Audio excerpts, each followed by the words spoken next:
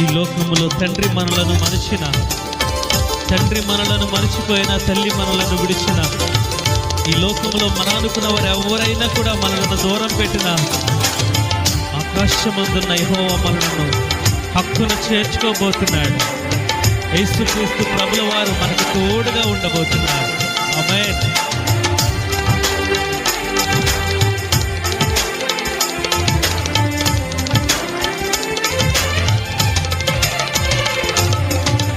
తల్లియు తండ్రియు విడచిన గాని నీ కృప వీడగను.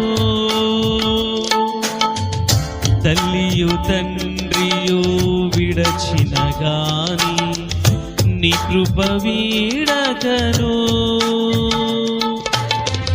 తాతవు నీవై తోడుగనుంది, తాతవు నీవై తోడుగనుంది, ఆధారమైనావులే, జీవనాధారమైనావులే.